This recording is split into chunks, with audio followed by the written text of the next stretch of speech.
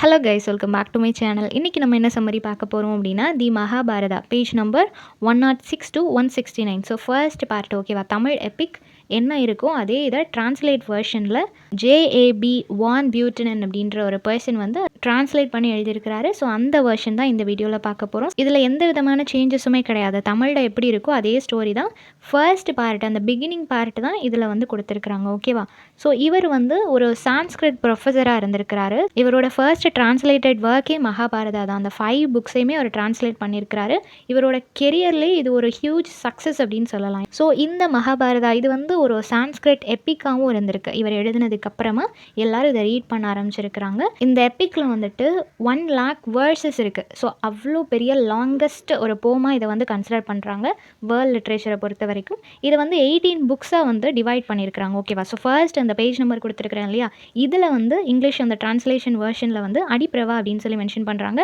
இதை வந்து கம்ப்ளீட்லி அந்த ஒரு பர்த் ஆஃப் மேஜர் கேரக்டர்ஸ் எல்லாருமே எப்படி பிறந்தாங்க, அவங்களோட அம்மா அப்பா யார், இந்த ஒரு இன்ட்ரோ மட்டும்தான் இருக்கும் ஓகேவா. ஸோ மகாபாரதாவில் இருக்கக்கூடிய அந்த கேரக்டர்ஸோட இன்ட்ரடக்ஷன் மாதிரி தான் இந்த பார்ட் இருக்கும். கேரக்டர் உங்களுக்கு லிஸ்ட் அவுட் பண்ணுறேன், அதை எக்ஸ்பிளைன் பண்ணனாலே உங்களுக்கு ஸ்டோரி சொன்ன மாதிரி ஆயிரும். ஏன்னா இதில் ஃபுல்லாகவே கேரக்டர் இன்ட்ரடக்ஷன் மாதிரி தான். அந்த ஃபர்ஸ்ட் பார்ட்டில் அந்த கேரக்டர்ஸ்லாம் யார் எப்படி வந்தாங்க அப்படின்றது தான் சொல்கிற மாதிரி இருக்கும் ஓகேவா. ஸோ ஸ்டோரி நாரேட் பண்ணும்போது ஃபாலோ பண்ணிக்கோங்க. ஃபர்ஸ்ட் எப்படி ஸ்டார்ட் ஆகுது அப்படின்னா, சவுதி அப்படின்ற ஒரு பர்சன், அவர் தான் நாரேட்டர் ஓகேவா. அவர் வந்துட்டு ஒரு ஃபாரஸ்ட்டில் முனிவர்கள் மத்தியில் உட்காந்துட்டு அவர் இந்த மகாபாரத கதையை வந்து சொல்ல ஆரம்பிக்கிறார். ஃபர்ஸ்ட் வந்து அந்த ராயல் கிங்ஸ் இருப்பாங்க இல்லையா, அவங்களோட ஜென்ரேஷன் எப்படி கிரியேட் ஆச்சு அப்படின்ற ஹிஸ்ட்ரியை வந்து சொல்ல ஆரம்பிக்கிறாரு. அந்த ஜென்ரேஷனில் ஃபர்ஸ்ட் வந்து கிங் சாந்தனு அப்படின்ற ஒரு பர்சன் இருந்திருப்பார். அவர் தான் அப்போ வந்து கிங், அவர் தான் ரூல் பண்ணிகிட்டு இருக்கிறாரு. அவர் ஒரு நாள் இந்த கங்கை ஆற்றங்கரை வழியாக நடந்து போயிட்டு இருக்கும்போது ஒரு அழகான பொண்ணை பார்க்குறாரு ஓகேவா. அவங்க பேர் கங்கை தேவி. ஆக்சுவலாக அவங்க அந்த ரிவர் தான், கங்கை ஆறு தான். அவங்க ஒரு மனித உருவில் அங்கே நிற்கிறாங்க. ஸோ அவங்கள பார்த்த உடனே இவருக்கு பிடிச்சி போகுது. அவங்கள லவ் பண்ண ஆரம்பிக்கிறாரு. ஸோ அவங்க கிட்டே போய் ப்ரப்போஸ் பண்ணும்போது அவங்களும் அக்செப்ட் பண்ணிக்கிறாங்க. 2 பேரும் மேரேஜ் பண்ணிக்கிறாங்க. ஆனால் அந்த கங்கை தேவி ஒரு நிபந்தனை ஒன்று வைக்கிறாங்க. என்ன அப்படின்னா, கல்யாணத்துக்கு அப்புறம் நான் என்ன பண்ணாலும் நீங்கள் என்ன கொஸ்டின் பண்ணக்கூடாது அப்படின்ற மாதிரி சொல்கிறாங்க. இவருமே அக்செப்ட் பண்ணிக்கிறாரு. தென் அவங்களுக்கு வந்து குழந்தைங்க பிறக்கிறாங்க. ஃபர்ஸ்ட் ஒரு 7 குழந்தை பிறக்குது. 7 குழந்தையுமே 1 by 1 அந்த கங்கை தேவி என்ன பண்ணுறாங்க அப்படின்னா, அந்த கங்கை ஆற்றில் வந்து தூக்கி வீசிடுறாங்க. அந்த குழந்தைங்க இறந்து போயிடுது.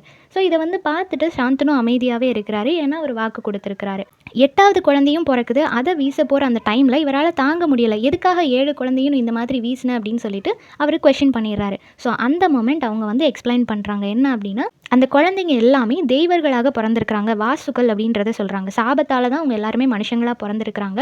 அந்த சாபம் போகணும் அப்படின்னா அவங்கள நான் ஆற்றுல வீசினாதான் அவங்களோட சாபம் போகும் அப்படின்றத வந்து எக்ஸ்பிளைன் பண்ணுறாங்க. இதை கேட்டாலுமே அவருக்கு கொஞ்சம் சாட்டிஸ்ஃபைடாக இல்லை. குழந்தையாக பிறந்து அதை வந்து ஆற்றுல வீசுறது அவ்வளோ இவருக்கு சாட்டிஸ்ஃபைடாக இல்லை. அது மட்டும் இல்லாமல் அவங்களோட அந்த நிபந்தனையை மீறினதுனால இதுக்கப்புறம் அவங்க 2 பேரும் ஒன்றா சேர்ந்து வாழ முடியாத ஒரு சிச்சுவேஷன் ஆகிடுச்சு. ஸோ அந்த 8வது குழந்தையை எடுத்துட்டு அந்த குழந்தை பேர் தான் தேவவிரதன், பீஷ்மன் அப்படின்னு சொல்லுவாங்க ஓகேவா. அந்த பீஷ்மன் அப்படின்ற குழந்தையை எடுத்துட்டு இவங்க வந்து வானுலகத்துக்கு போயிடுறாங்க. கங்கை தேவி அங்கே கூட்டிகிட்டு போய் அந்த குழந்தைக்கு நிறைய கலைகள் எல்லாம் பயிற்சி கொடுக்குறாங்க.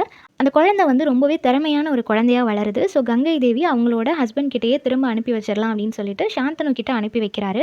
இப்போ அந்த குழந்தை அவங்களோட அப்பா கிட்ட வளருது.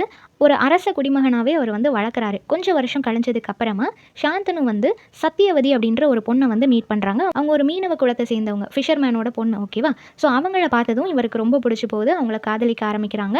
அப்போது அந்த அப்பா இருப்பாங்க இல்லையா, அந்த பொண்ணோட அப்பா வந்து ஒரு டிமாண்ட் வைக்கிறாரு. என்ன அப்படின்னா, என்னோட பொண்ணான சத்தியவதிக்கு பிறக்கிற அந்த மகனை தான் நீங்கள் அரசராக மாற்றணும் உங்களுக்கு அப்புறம் அப்படின்னு சொல்கிறாரு. ஏன்னா ஆல்ரெடி ஒரு பையன் இருக்கிறான் இல்லையா, பீஷ்மன் இருக்கிறதுனால அவரை நீங்கள் அரசர் ஆக்கக்கூடாது அப்படின்னு சொல்கிறாங்க. ஸோ அந்த சிச்சுவேஷனை புரிஞ்சுக்கிட்டதுக்கு அப்புறமா தேவர்தன் என்ன பண்ணுறாரு அப்படின்னா, அந்த சத்தியவதி இருக்கிறாங்க இல்லையா, அவங்களோட அப்பா கிட்ட போய் பேசுகிறாரு. நான் என்னோட உரிமையை கைவிட்டுறேன். எங்கள் அப்பாவுக்கு அப்புறம் நான் அரசராகலை, உங்களோட பொண்ணுக்கு பிறக்கக்கூடிய அந்த பையனே அரசராகட்டும் அப்படின்ற மாதிரி சொல்லிட்டு, நான் திருமணமும் பண்ண மாட்டேன், எனக்கு குழந்தையும் வேண்டாம் அப்படின்ற மாதிரி ஒரு கடுமையான ஒரு சத்தியம் ஒன்று பண்ணிடுறாரு.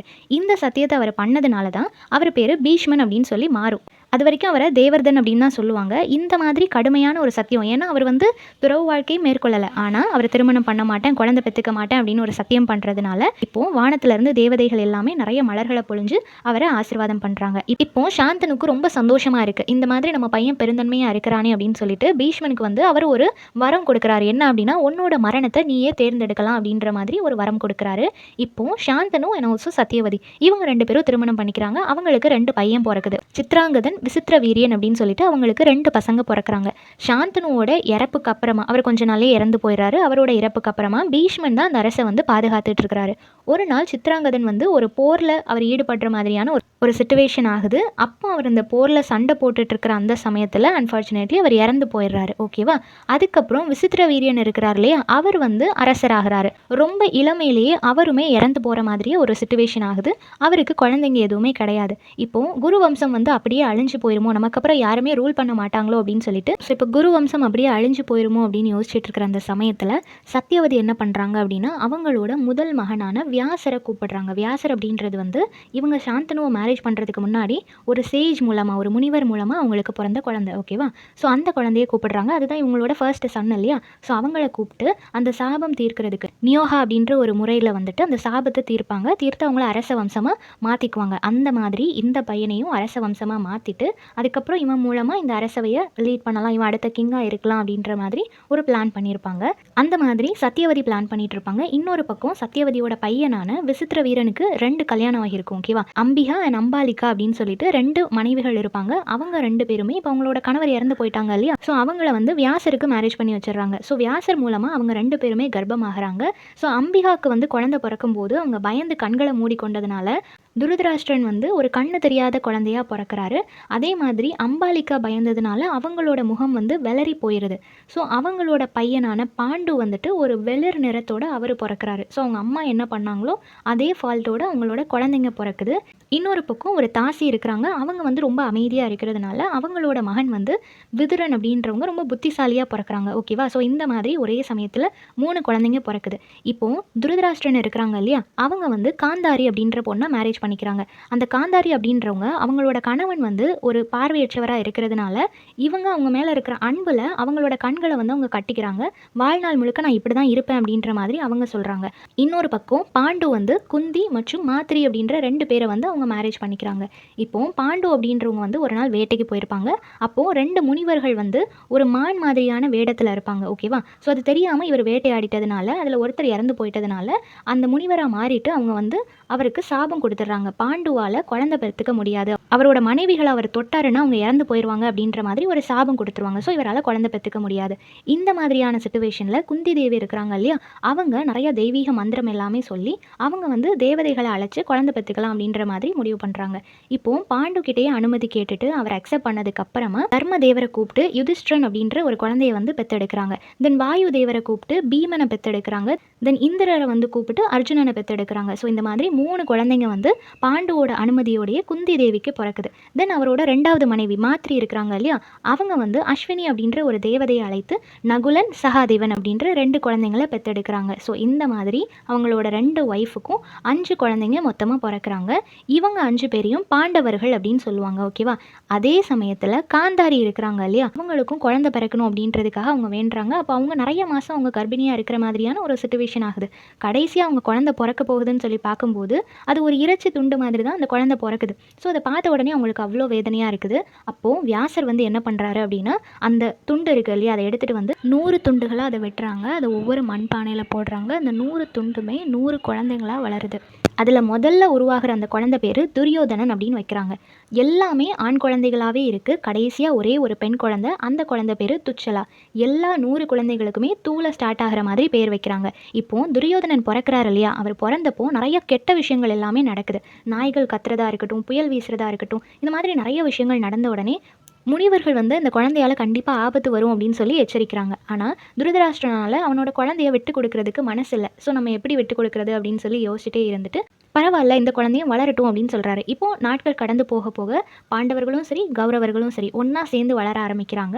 இப்போது பீமன் இருக்கிறார் இல்லையா, அவர் வந்து அவரோட வலிமையால் எப்போவுமே கௌரவர்களை வந்து அவர் வெற்றி கொண்டுட்டே இருக்கிறாரு. ஸோ அவர் ரொம்பவே தைரியசாலி அண்ட் ஆல்சோ ரொம்ப பலசாலியாக அவர் வளர்றாரு. இதனாலேயே துரியோதனனுக்கு வந்து எப்போவுமே அவர் மேலே ஒரு பொறாமை இருந்துகிட்டே இருக்கும். இப்போ எல்லா குழந்தைகளுமே ஆயுத பயிற்சிக்காக துரோணாச்சாரியார் அப்படின்ற ஒரு பயிற்சி கொடுக்குற ஒரு ஆள்கிட்ட போகிறாங்க. இப்போ அர்ஜுனன் வந்து அங்கே இருக்கிறதுலையே ஒரு மிக சிறந்த ஒரு வில்வித்தை வீரராக அவர் வராரு. ஸோ அவரை பார்த்து எல்லாருமே பொறாமப்படும் போது துரியோதனன் வந்து டோட்டலாக அவங்களோட 5 பிரதர்ஸையுமே பார்த்து அவர் பொறாமப்படுறாரு. ஸோ அவர் என்ன பண்ணுறாரு அப்படின்னா, அவரோட மாமனான சகுனியோட சேர்ந்து அந்த பாண்டவர்கள் 5 பேரையும் நம்ம அழிக்கணும் அப்படின்னு சொல்லி முடிவு பண்ணுறாங்க. இப்போது மெழுகு அரண்மனை சதி அப்படின்ற ஒன்று உருவாக்குறாங்க. ஸோ அந்த மெழுகு அரண்மனை சதியிலேருந்து தப்பிக்கிறதுக்காக காரணத்துக்காக பாண்டவர்கள் எல்லாரும் தப்பி ஓடுறாங்க. இதிலிருந்து உங்களோட அடுத்த கட்டம் வந்து ஸ்டார்ட் ஆகுது. ஸோ இதுதான் அந்த ஸ்டார்ட்டிங். ஓகேவா? இதுதான் அந்த பர்ட்டிகுலர் பேஜஸில் இருக்கக்கூடிய ஸ்டோரி. இந்த சம்மரி எல்லாருக்கும் புரிஞ்சிருக்கும்னு நினைக்கிறேன். நெக்ஸ்ட் என்ன டாப்பிக்கில் வீடியோ போடலான்னு சொல்லி கமெண்ட் பண்ணுங்கள். தேங்க்யூ ஃபார் வாட்சிங்.